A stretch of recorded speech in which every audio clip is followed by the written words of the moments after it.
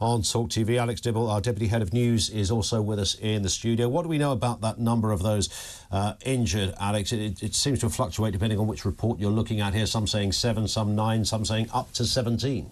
Yeah, that's right. So up to 17 is of course the maximum figure that we've been given.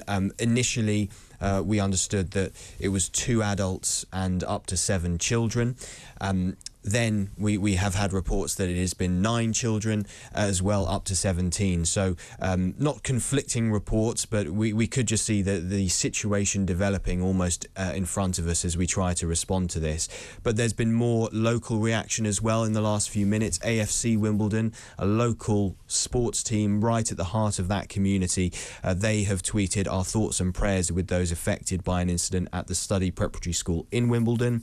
This follows reports that 7 children and 2 adults were injured after a car crashed into the school building. So local groups, local organisations responding to this as well now and offering their prayers. And of course the level of worry and concern from parents will be obvious. You know, there's an incident happens at your school, every parent will be worrying and praying that, you know, that everybody is okay, etc. But, you know, there are kids injured here, so there's a huge effort on the part of not just the police to deal with this, the ambulance service to deal with this, but of course the school themselves will be, one would assume, racing against time to try and tell parents and reassure parents and get in touch with those affected.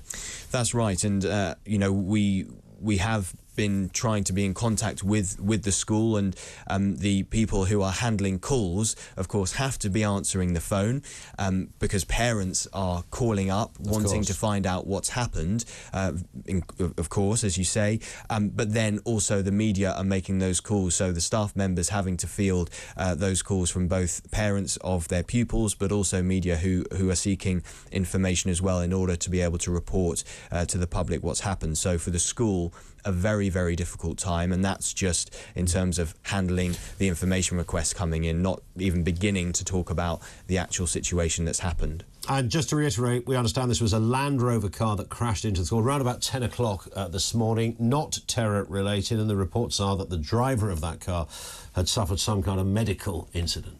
That's correct. So emergency services were called at 9:45, air ambulance, the police also on the scene, plenty of ambulances, sort of land-based ambulances on the scene as well, a huge police cordon there, and they were on the scene very rapidly and continue to respond. The Metropolitan Police say, after ruling out terror as a motive in this or a situation that could have been in play, they are saying that they're continuing to investigate the full circumstances of what happened. All right, Alex, we'll talk some more. It's 1:15 on TalkTV. The latest coming from Wimbledon after that incident, children and adults injured after a car crashed into a primary school.